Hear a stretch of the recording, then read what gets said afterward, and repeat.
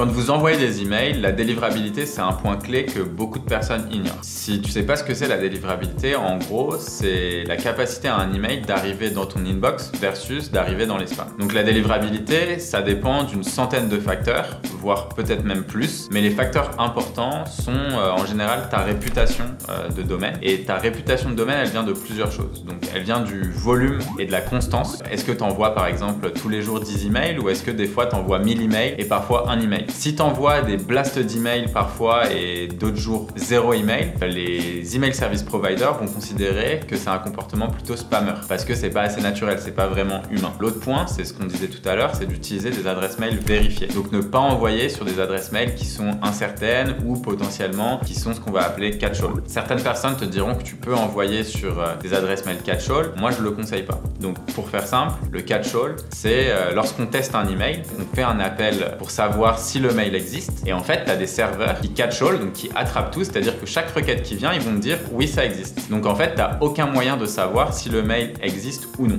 Et donc tu as des gens qui te disent que oui, tu peux avoir un certain pourcentage de catch-all. Moi, je le conseille pas parce que ça peut nuire à ta réputation sur le long terme. Un autre point qui est important, évidemment, c'est la réaction que les gens vont avoir face à ton email. C'est-à-dire que si tu envoies des mails qui sont non sollicités et que tu manques de personnalisation, les gens auront tendance à te mettre dans les spams. Donc pour ça, il y a deux choses qui sont ultra importantes à faire. La première, c'est de l'ultra personnalisation. Essayez toujours de super bien segmenter si vous voulez automatiser. Et si vous voulez rajouter un peu plus de personnalisation, faites-le évidemment. C'est ce qui vous permettra de construire une relation avec la personne et que cette personne n'ait pas envie de se dire bon c'est un message qui a été automatisé, encore un spammer, je vais le foutre dans les spams. Et troisième point important, toujours autoriser la personne à se désinscrire et sortir facilement de cette séquence de mail ou de cette séquence automatisée que vous allez envoyer.